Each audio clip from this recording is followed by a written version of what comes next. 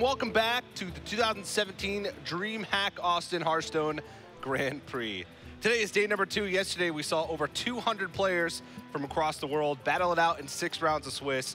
And today we're going to find out who makes it to that top 16. My name is TJ, and joining me on the desk to open the show is Noxious and Cora. We're going to start it off with 3 rounds of Swiss today. Noxious, are you excited for today? I am, but I'm mostly puzzled by the fact that you show up in a blue shirt on the screen, and you're actually in a purple wearing shirt. Purple, but his shirt looks blue on screen. That is quite amazing. Look at that. But yes, I am excited to answer your question. This is voodoo magic. What have you done? What have you done, TJ? Nothing, man. Hearthstone science. So you're excited about my blue shirt. Thanks, Cora. What are you excited about for today? Excited to see some Hearthstone play, TJ. Are you It's excited? gonna be a good time. Any surprises from yesterday as far as players go, as far as decks go, Noxious? Anything that we should know looking forward into day number 2 as we finish up the Swiss rounds? Well, in terms of deck lists, I mean, there's a lot of variety, and I think one of the most important things is just how much of a different approach each player took to the tournament.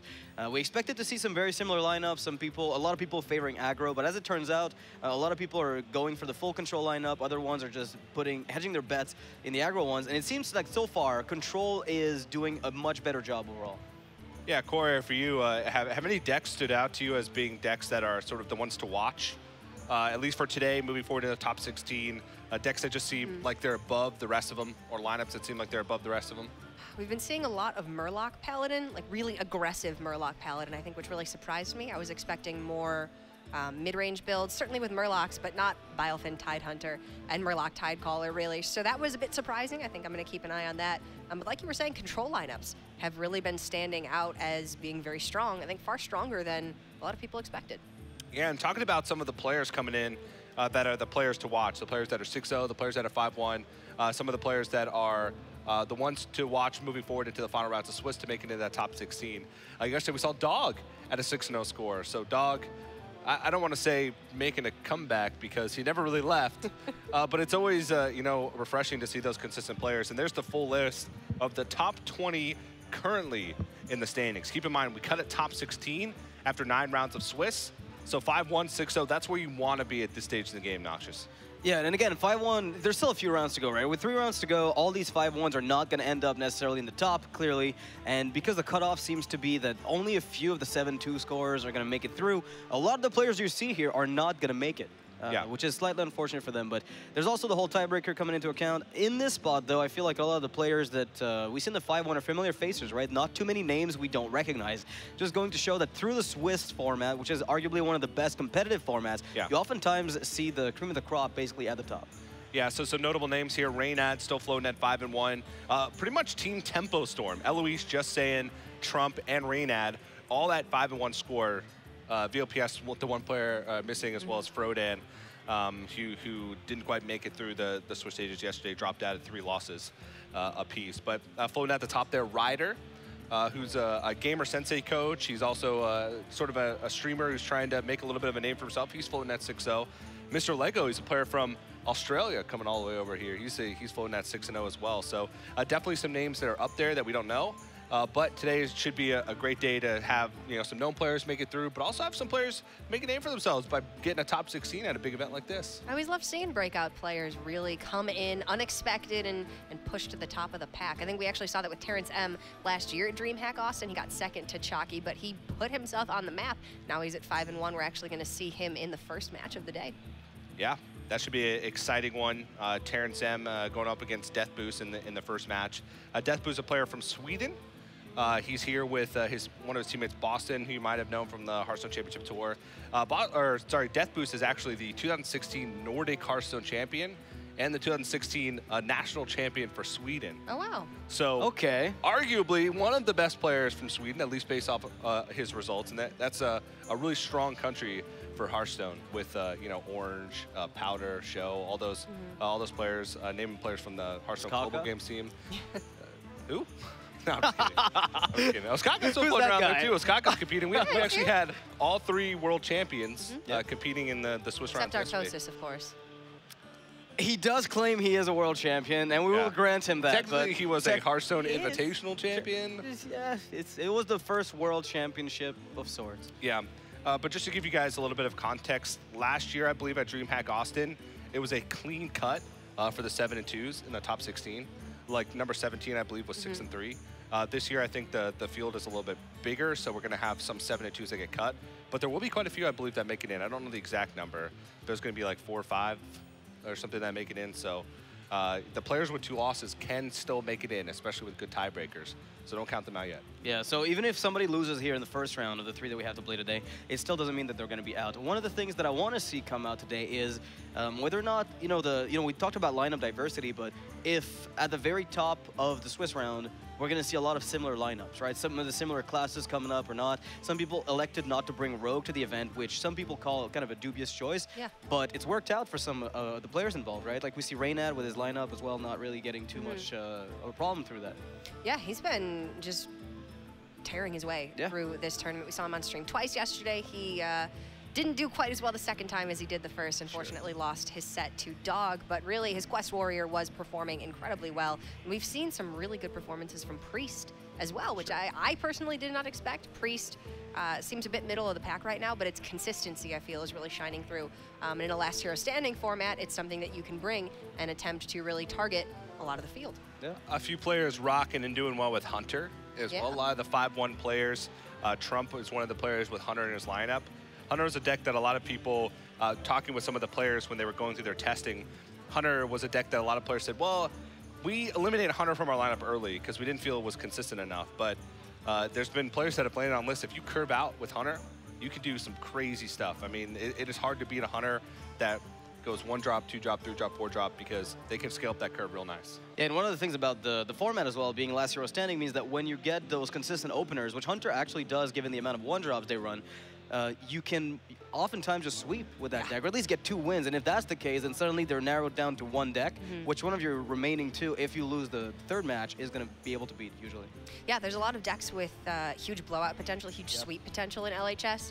I think we're seeing a lot of Pirate Warrior, certainly Quest Rogue comes to mind with its just complete blowout potential. But Hunter is another one. It's one that it's kind of difficult to target, really, and it's just consistent if you curve out well, which usually you do. All right, well, there's the matchup that we're about to see. Deathboose versus TerrenceM. Deathboose plays for the Crowns Esports Club. TerrenceM for Gale Force Esports. And, we talked about it quite a bit, a little in the intro. TerrenceM coming off of a 2nd place finish at last year's DreamHack Austin. He lost to Chalky in the grand final. So he's got a lot to prove coming into this one, proving that consistency. I've talked about it a little bit over the past couple days, but this event honestly feels a lot like DreamHack Austin from last year. It's right after a new expansion. Last year was Whispers of the Old Gods. This year it's Journey to Ungoro. Players are bringing some crazy stuff. We're seeing some decks emerge as being, powerful, and we're seeing some lineups emerge as being powerful. And TerrenceM, he's got Shaman, which is one of those decks that a lot of players underestimated coming into this tournament. Yeah, I don't know what exact build that's going to be, but we've seen a lot of people fluctuate on what type of deck they want to bring. We've seen the Flood Shaman with the double Bloodlust list trying to go very wide on the board, pushing for 1-turn kills. We've had the Elemental Shaman that we saw on stream yesterday. There's been Control Shaman, a bit of talk of that in the event, a few players bringing that deck. And on Deathboose's side, no Shaman, just a Druid. Otherwise, they're running both a Rogue and a Paladin. So the whole Paladin, Rogue, Warrior seems to be kind of the trinity of the tournament. We see a lot of that. When one is included, you tend to see the rest coming along. Yeah. And it's really that 4th class that kind of changes based on preferences. And it seems like Rogue, Warrior, and Druid are really the classes that are fielding most of the bans in this tournament right now, even though Paladin is also quickly rising to the top. I think is one of the strongest decks in the format right now, which I think most people were very surprised about. Paladin was very underestimated going into Journey to Ungoro, and now it's come out with so many valid archetypes that it really is very flexible, and you can bring it to almost any tournament, including last hero standing. I'm just looking at Shamans today, because a lot of the players, it's a sleeper deck, man. Control Shamans are making runs. A lot of players with it. We don't know TerrenceM's yet, but Strife Crow was bringing a crazy version of it. Tides of Time as well, who's sitting at 5-1. He was bringing a crazy version of it. So I'm really looking forward throughout the day to see that. But these guys are about ready, so let's get into the predictions. Noxious, who's going to take this one based off their lineups and their player history, Terrence or Deathboose? I'm going to go with Terrence, just because I want to see that Shaman deck win. The last time we saw Shaman on stream, it ended up losing, and I think the Shaman's well positioned overall in the metagame. And I think it was a good call, assuming it is one of those slower lists. Cora? I'm going to go with Terrence as well. I'm not quite as sold on the Shaman deck yet. I think Okay. the Fair haven't enough. been perfected. I haven't seen the Blasphemy. Control Shaman yet. So I would love to be pleasantly surprised. I'm definitely excited to see it in play, but also just Terrence is incredibly consistent. Yep. He made a name for himself at last year's DreamHack Austin, and he's doing it once again here, so I got to give it to Terrence. All right, well, we'll let the games speak for themselves. We got plenty of Hearthstone coming your way today, but let's get round 7 underway.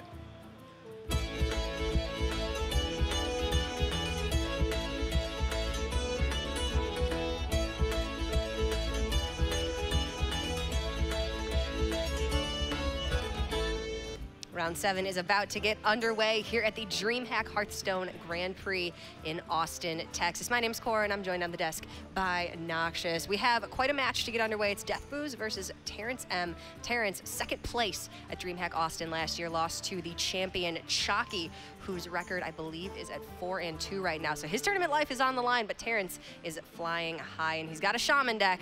You said you're sold on Shaman. I'm not so sure yet. I've casted some Elemental Shaman games, and it hasn't seemed the strongest, but we're gonna get into game number 1, and it is a Rogue Mirror to start. Deathboose on a Miracle Rogue, and Terrence bringing Quest. Quest has such blowout potential, but Miracle people have been hailing as being more consistent. How does this matchup really work, Noxious? I think one of the big things too, one of the innovations I want to say that we've seen come out of Miracle Rogue on Tides of Time yesterday, we saw his deck play Questing Adventurer, which is surprisingly one of those blowout cards against a deck like Quest Rogue, where you're able to put down one big minion early before their quest is completed, and suddenly you just win. A lot of people are not running saps, so barring some Glacial Shard bouncing play, it's very difficult for them to stop you. Now we see in Deathboose's hand a Sprint, and I'm going to highlight that because it's actually one of the cards that people have been going to for that Miracle Rogue archetype, where instead of relying on Gadget Sand Auctioneer Cycle and having to keep spells for that Gadget Sand to be effective, people are now considering just playing the Preparation Sprint as a card draw generation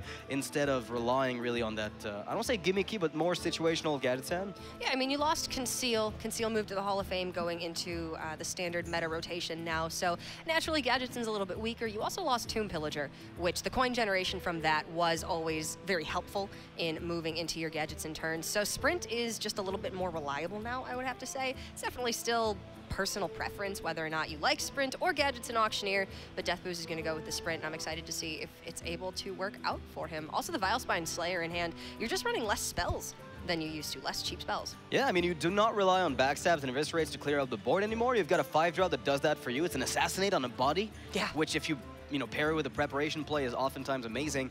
I want to talk about the Firefly we saw on Deathboose's side, right? You look at Firefly, you're thinking, okay, Quest Rogue, I'm thinking Aggro Druid, I'm thinking I want to flood the board and go wide. The truth of it is a one-mana minion that can contest a lot of the other aggressive openers from opponents. So if you're looking at something to contest any early board from aggressive decks, the 1/2 body from the initial Firefly is great with your dagger. In conjunction with it, that's 2 damage, and you've got the extra 1/2 as well that you can play later to either enable combos with, which is amazing as a combo setup, or just with your dagger early game to contest some of the early aggression as well. And just like that, look at that Questing Adventurer. Coming into hand. The Flame Elemental also is just a cheap minion that you can play to buff up your questing, buff up your Edwin.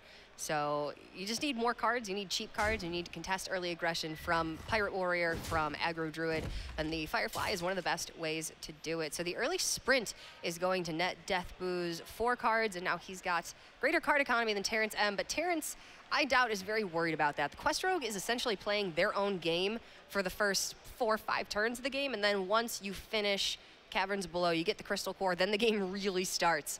And from that point, if Deathboose doesn't have board, doesn't have a strong questing or strong Edwin that Terrence is forced to deal with, Terrence can just steamroll the game with 5/5 minions, kill Deathboose very quickly. Yeah, and Deathboose right now, we look at the hand, right? We've got the Questing Adventurer in the middle, you got the Edwin on the left side. Those two together, paired with the counterfeit coin, oftentimes can be played at the same turn. The issue now is if he goes questing into coin, has enough mana for Edwin, he's got the backstab, he can play the preparation, he doesn't have a spell to prep. He doesn't have a preparation target. No eviscerates are in hand, no Fan of Knives, which would be amazing in this spot. So right now the questing turn is looking a little bit weaker than he would like it to be, while not being bad, however. I think this is still fantastic. Yeah. I mean, you don't have to go into Edwin by any means because you just picked up the patches. That's actually Deathboose is going to favor just buffing up the questing, and you can, once you draw a spell to use with preparation, then go all in on Edwin. Yeah, and just like that, you see the 5-5. We're talking about how difficult that card was to answer by the Quest Rogue. And a lot of the Quest Rogues, what they've done since the initial builds of the deck, have started cutting out backstabs in some cases. Yeah. Here we have them. I've started cutting out eviscerates, because eviscerates, although good removal, do not help you complete your quest any faster. So the reason to keep backstab in the deck is clearly to fight off aggression. So you still have a good shot against aggro to complete your quest and get the ball rolling sometime in the early/mid game. However, as we can see here, you know, the presence of those backstabs, while amazing, you know, against some matchups, against the Miracle Rogue is just not doing all that much. Those were two cards that did not bounce, did not advance the quest plan. Backstabs do make a lot of sense in the list. Yes, they've been rotating out, but if you think about how one of the weakest matchups for Quest Rogue is Pirate Warrior, we actually saw Ostkaka yesterday completely steamroll Pirate Warrior because he got the Crystal Core activated before the Pirate Warrior could finish him off. So if you can just get to that point, then you will win the game, and backstab is one of the ways that helps you elongate your game. Glacial Shard is going to be another one. That card also very helpful in this matchup, because if you can simply freeze your opponent's large minions, then you just have more time to complete your quest. And that's all that the Quest Rogue is looking for. They just need some time, and they need to not be dead by the time Crystal Core is active.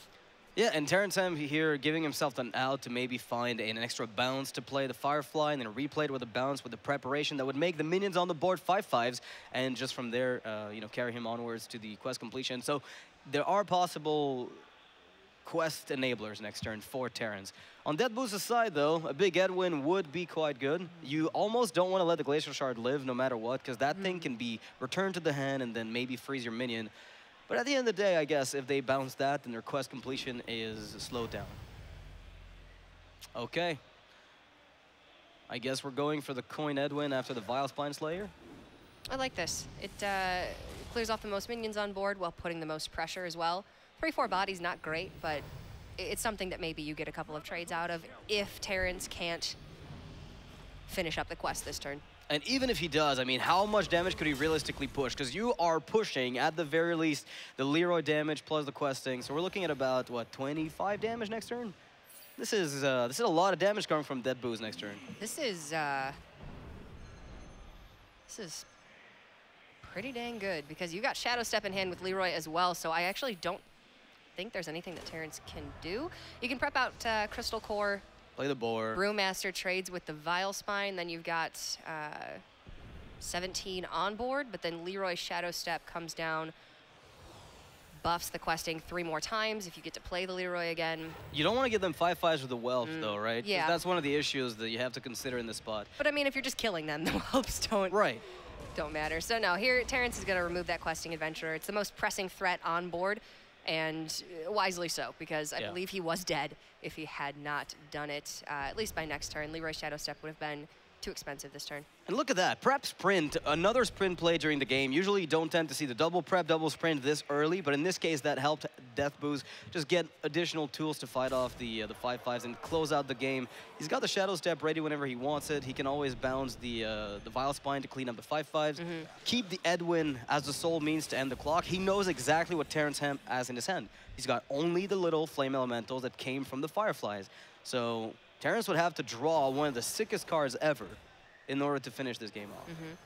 Well, and unfortunately, it's not going to happen for Terrence. Deathboose still has an 8 damage Edwin on board, and Leroy Shadow Step for 8. Actually, that's not going to happen because he Shadow Stepped the Vile Spine Slayer. Okay, so 15 with Leroy and a Hero Power. Needs to pick up some damage. That's going to do it. Yeah, I was going to say, usually that list can afford to run a single Cold Blood. You are running patches. You can get blowouts with those early game Swashbucklers. In this spot, though, Leroy and Eviscerate will close out the game with the 8/8 Edwin. So again, the questing list, hailed by a few players as the answer to Quest Rogue, is turning out to work quite well.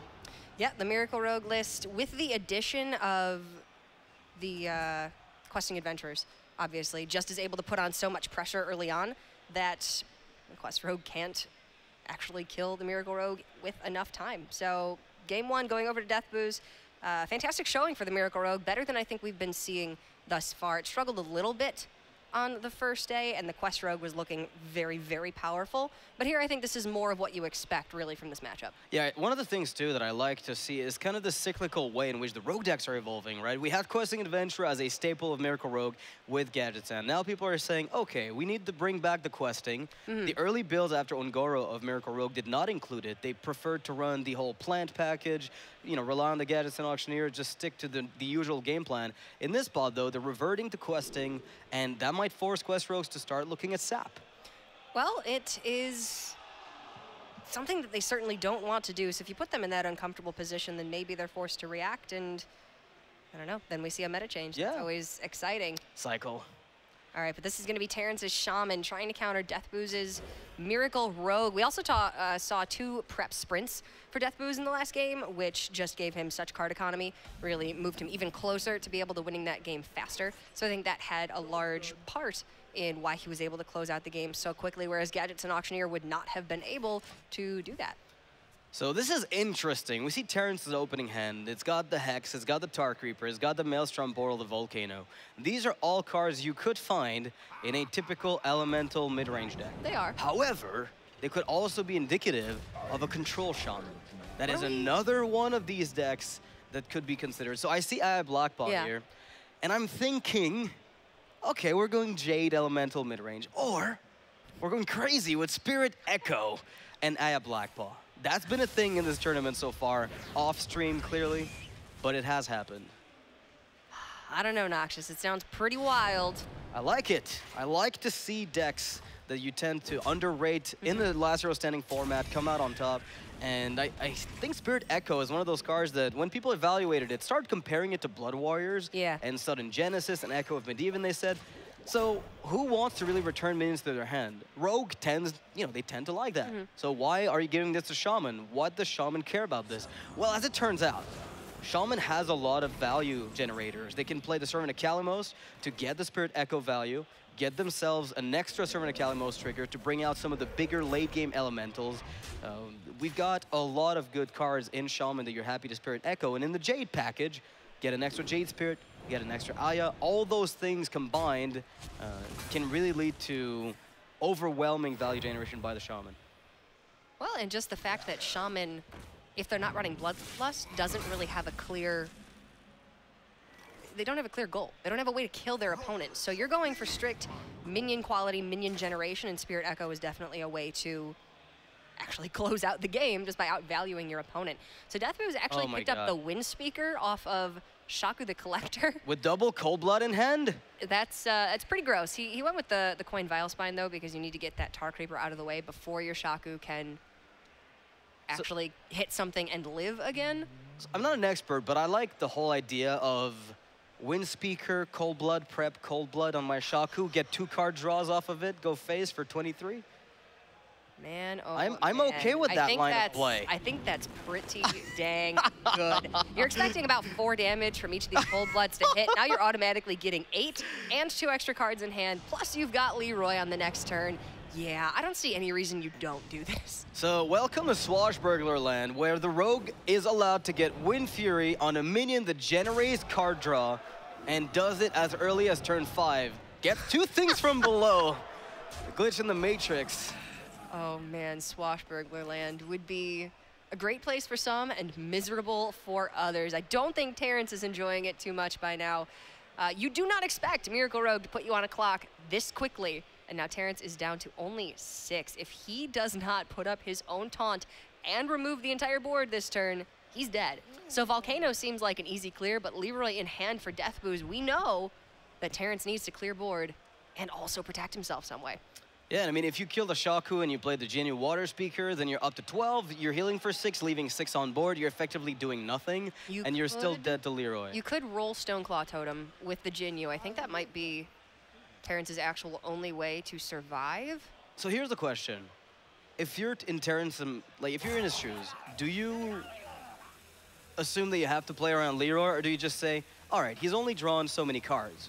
Leroy is unlikely to be there. I'm better off with Volcano and setting myself up for a heal in the following turn. Yeah, I agree. I think this is the right play by Terrence. Obviously, he doesn't have caster vision. We know that he is going to be dead to the Leroy and Deathboose's hand, but this was definitely the right play to go with. Unfortunately, Miracle Rogue pulled off a miracle this game, and Deathboose is going to go up 2-0. That was pretty fast, Noxious. Yeah, and Terrence is just laughing it off. He's kind of chuckling at the notion that Swashbuckler gave a rogue player that plays double Cold Blood, not even that common, a Wind Fury. So it's like a perfect storm where the rogue has to have 2 Cold Bloods, and they have to get Swashbuckler to give them Wind Fury while still getting extra card draw from the Shaku. This was just the perfect mix of stuff you don't want to see on Terrence's side. I mean, Shaman is usually a good class for the Miracle Rogue to go up against when you're using Swashbuckler and Shaku, because the spells are pretty high value. A lot of them deal damage. You could get Lava Burst or Lightning Bolt, for instance. In this case, Wind Fury just dealt an additional 10 because of the double Cold Blood in hand. And Terrence was not able to deal with that, not prepared, and I certainly can't blame him. He's going to go in with his Murloc Paladin. He's got to take down all 3 of Deathboose's decks to win himself this series. It is going to be tough for Terrence. Yeah, on the flip side, though, one of the things about Murloc Paladin is against rogues, they're typically quite good. Now, usually they're better against Quest Rogue because you overwhelm them with board presence, you deal damage to them. They typically don't run the double backstab, double eviscerate package, so your minions tend to stick. But against Miracle Rogue, it's a much different story. Now, in this case, Deathboose starts with the patches in hand, not something you want. No, patches in hand is one of the saddest things to look at in your opening hand. I'm going to say it's maybe a little bit of justice, a little bit of karma there for the Wind Speaker 20 damage Shaku last game. But I'm sure Deathboose isn't feeling too bad about the patches in hand. It's actually a little bit more flexible in Miracle Rogue because you do have 2 copies of Cold Blood and you need combo activators, so a 1-mana charge minion in hand, it's not terrible. Yeah, it's not that bad. Now, double Swashbuckler in hand for Deathboose, so card draw galore. He's got the Sprint in hand as well, ready to wait for that preparation. And it looks like Terrence is just going to have to crank up the aggression here with the Murloc War Leader. We did see that his deck contained the Grimscale Chum, all the 1-drop package for Murlocs. Still indicative of no specific archetype. We don't know if he's running the Bilefin Tidehunter, the Murloc Tidehunter. There's still no clear-cut deck that's kind of being painted by this picture. Yeah, I would tend to lean towards the more aggressive build that we've been seeing. Cap out at Terram, maybe you play Curator, maybe you play Tyrion. But I think that Quest Rogue actually has quite a bit to do with why this particular build of the Paladin has become so popular. It's more consistent than Aggro Druid, I would say, and it still races down the Quest Rogue before they can actually get their quest activated and kill you. So I think that's largely the reason why we've been seeing more aggressive Paladin than mid-range and control. Yeah, I think that makes a lot of sense. Now, if you hadn't seen the first backstab, is there ever an argument to get your Murloc War Leader wounded? On the 1-1. Actually, it's not a bad point. Thing is, if you run it into the 1-1, then you put it at 4, and it's dead to eviscerate. Sure. It's dead to eviscerate, hero power nonetheless. I don't know. Terrence thinks it's not worth it. Oh my god, the preparation with the Sprint is going to come out right at the moment where Deathboose is looking at a lot of situational cards that don't do anything on their own. He's going to be able to refill his hand and keep the card advantage game going for a little bit longer. Nothing too fancy here. I don't know about you, Noxious, but Prep Sprint is looking a lot stronger than Gadgets and Auctioneer in these builds. I think this may be the correct Miracle Rogue build right now. It's just more consistent with card draw. It feels that way, yeah, and this is what I've been talking about to players about that is Gadgets and Auctioneer's prime time. A long time ago, relied on a bunch of sheet spells, then he was changed to be 6 mana, and then later on, with the removal of Conceal, which is actually rather recent, we've seen people revert to it kind of by default. Yeah. And there was a time during the oil era, Tinker's Sharpsword oil, where people did play Sprint. And so it struck some people that maybe this was the time where Gadgetzan being less effective with combo pieces not feeling too good when you keep them in your hand would be better served by being Sprint. So I really like what's happening. You think Miracle Rogue and you think Gadgets and Auctioneer. That's your miracle engine. That's how you're going to win the game. You do nothing until you can turn 7, Gadgets in, coin, prep, go crazy. But that's not the Miracle Rogue we're looking at anymore. It is largely similar to what we've been seeing pre-Ungoro, but now You've lost Conceal, you've lost a lot of that draw potential. You need to make it up somehow, and Prep Sprint seems to be one of the ways to do it. So Finja gonna bring out the second Murloc War Leader, which is exactly what Terrence wanted. He needs to put on pressure, and War Leader is the best way to do it. Yeah, and Redemption here can keep him alive on the board. I mean, going super wide of the Murlocs here is a great play, because this deck against him does not run Vanish. There is very unlikely going to be enough removal in the hand unless there's some kind of Blood Mage Thalnos, fan of knives, prep fan. We're talking about absurd scenarios, and he's going to go for the raw value plays. Whatever you kill comes back to life, and if it dies, I get it back to my hand anyway.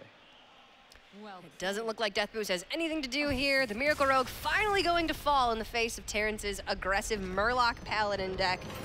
Terrence getting on the board, but still has a long way to go to climb back into this series. He needs to win 2 more in a row with the aggressive Paladin against Deathboose's lineup. We've seen this Paladin doing incredibly well over the last day. I love Terrence's smirk. He seems to have constantly a smirk on his face, no matter what. Good facial expression. I like it. He's fun to watch. Yeah. And now he's talking to himself, muttering, all right, do I really have to beat him with Murloc Paladin twice in a row? It's just impossible. We can do this? Yeah. We're gonna make the impossible possible, Terrence. So there's gonna be a mirror match. I don't know if on the other side, with Deathboose, we're running the aggressive Paladin, but it looks like Terrence, with the Stampeding Kodo we just saw, we glimpsed the Stampeded Kodo.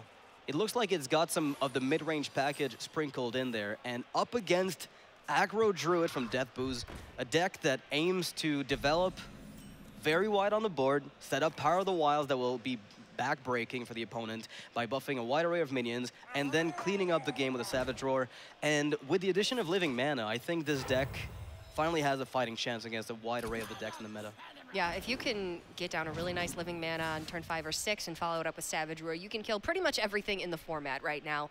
So although these are both incredibly aggressive decks that want to push damage very fast, the early turns are going to be a fight for board. And whichever one has more resources that can stick will be able to start making those damage pushes first without risking their own life total, and they likely will be able to snowball the game. So that's exactly what you see happening here. Deathboose initiating that trade from the Bluegill, but going face with the Raven and putting the onus on Terrence to trade with that Chum.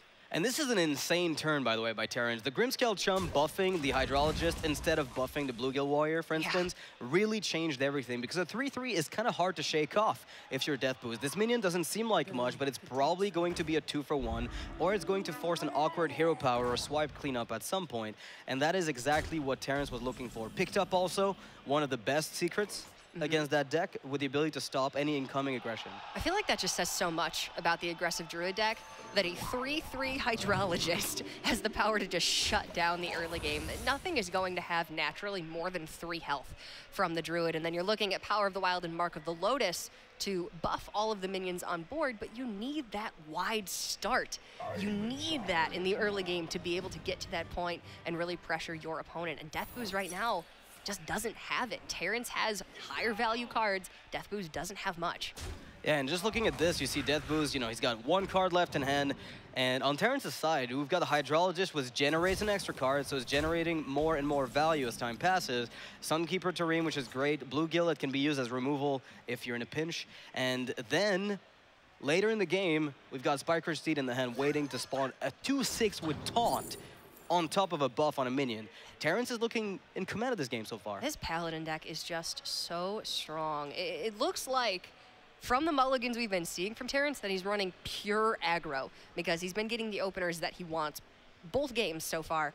And then at some point, it just switches to a mid-range game plan with Spike Reach Seed, with Terem, potentially with Tyrion, and also with Curator and Kodo. So it's just bizarre that you're able to mulligan so efficiently every time, get these aggressive starts, power out in the aggressive matchups, but that you can still hold your own against mid-range and even control decks. It's an interesting thing about the Paladin deck where, a lot of the time when the decks are turning the corner, as we call it, right? When they go from, all right, I'm playing the mid-range game and I'm switching to aggression, now I'm going to start pushing damage to face. Paladin says, no, I'm opening up with a wide array of phase damage potential, with good trades being enabled, and then I'm turning the corner to slower game plan. And this is not what you tend to see in decks. They seem to work the other way around, and I really like that about the Paladin deck right now. It's just so unlike things that we've been seeing at all up until this point, and Deathboose coming out with the crab. Okay, that was a welcome sight. Of all the cards he could have had, barring Living Mana, this had to be one of the better ones in there. It's not fantastic in terms of bringing him back in the game, but given the spot he was in, being able to clean up one extra minion without relying on a swipe is great. I'd say certainly a welcome sight for Deathboose. Living Mana and maybe Bittertide Hydra, if he's running it, would have been the best draws there, but you're running Hungry Crab to target Murloc Paladins. That's likely why Deathboose queued up this deck into Terrence, and there's the Living Mana. A natural mistake. Well, now Sunkeeper Tareem not looking as good, is it? How about you just give your opponent's minions +1/+1? How's that sound? So I think Vilefin Inquisitor, so you use hero power first, and then you get to use the Vilefin Inquisitor to get another hero power this turn. This is one of the quirks of the Vilefin Inquisitor, that you can get 2 hero powers per turn. I actually quite like that. And with the minion you just put down, that's going to get double buffed given the amount of Murlocs you've got. So Terrence is going to put on some aggression, says, okay, you've got Mark of the Lotus. I don't want to give you more mana. If I kill stuff, you get more mana to use, and I don't feel good about that. Yeah, you gain empty mana crystals when the Living Mana treants die. So if Terrence were to kill them, then Deathboose would have the mana unlocked this turn. But because Deathboose is initiating the trades, he is going to be left with only 1 mana. But now look at Terrence's board. It is pared down completely. He can clear off 2 more of these treants, but Deathboose has a buff in hand, and whatever he draws will be playable. Well, Terrence can always use Sunkeeper here without a drawback, right? Like, if you just go Hero Power, Sunkeeper, you're sort of equalizing the board, getting 2 trades. Sunkeeper is kind of holding at bay the 2 extra treants. Yeah, that's true. And given the fact that he's got more late game in the deck, I would give him the edge in the long term. But it is still kind of a difficult spot if the second Living Mana comes up. If the Savage Roar. Here's another thing to look at. Terrence can trade both of these recruits into 2 of the treants automatically. If Terrence comes down, you still only get 2 trades, and then Deathboose's treants are back up to 3 health. If he has any buffs in hand, like Power of the Wild, which he does, then those trade through Sunkeeper Terram and stay on the board. And you still need to find a way to clear them off. So how about Hero Power into War Leader, right? You are still offering a trade, and you're not going to put yourself in a spot where extra buffs would make these treants trade without dying. Is that it's just unfortunate. I think Terrence just needs to play into the buffs and hope that Deathboose doesn't have them. And unfortunately for Terrence, he does, which means that these treants are going to trade through Terram and live on board. And now Savage Roar picked up. That is the biggest source of damage in the aggressive Druid deck. He could pick up Consecration. Makes more sense if you knew that TJ was across on the side of the desk looking real happy. Well, Finge is a big pickup for Terrence.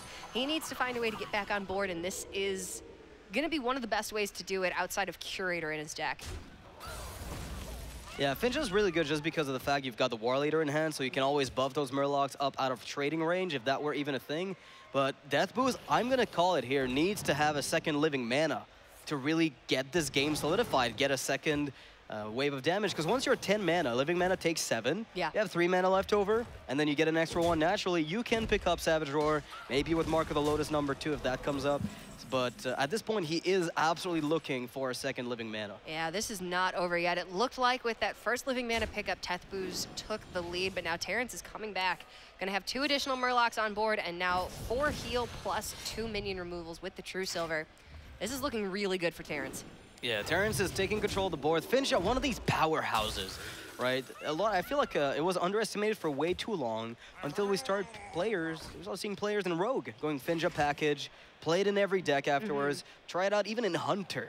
It didn't do that well there, but it did some decent work. And now we see it come back in the mid-range Paladin deck, winning games on its own when you need the board back. And just like that, Terrence will equalize the series.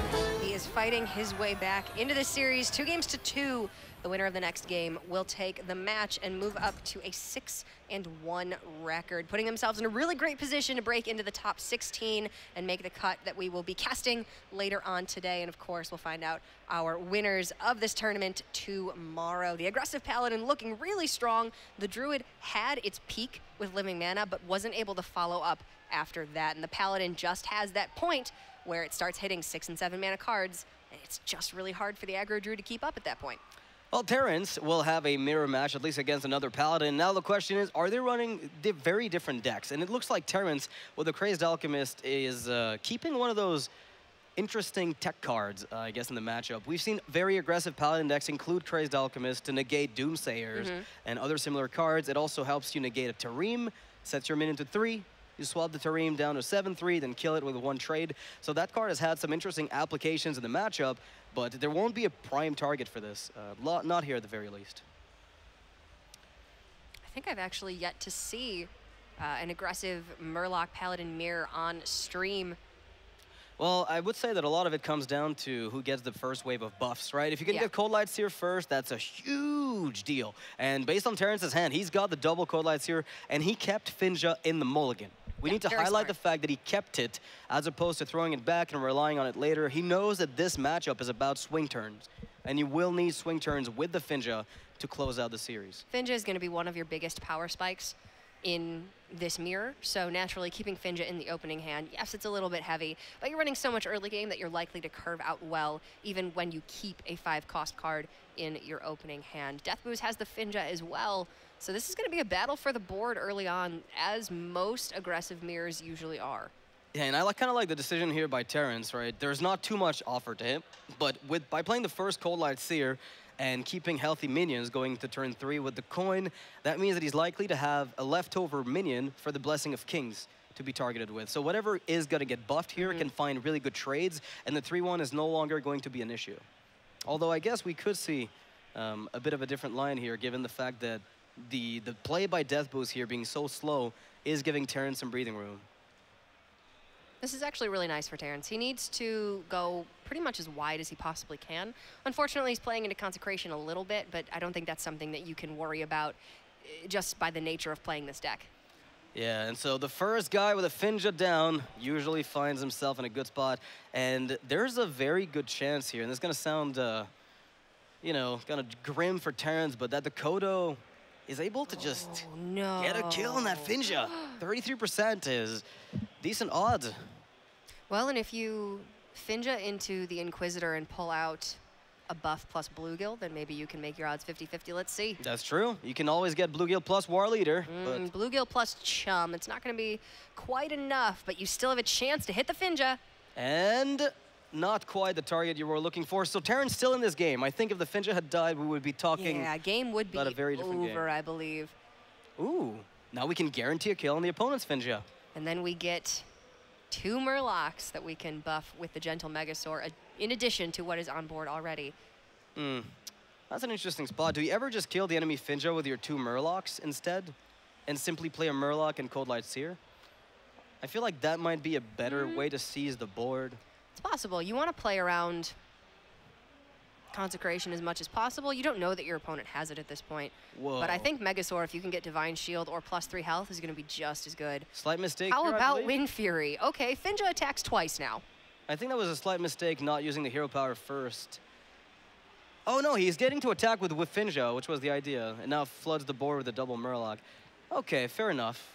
Well, to be fair, he didn't know for sure that he would get Wind Fury. But it looks like he played around the concept of getting the most possible Bluegills. Okay. Well, it worked out well. Let's put it that way. That was some really good Finja pulls there. Consecration going to come in and clear out this board. However, the Megasaur still online.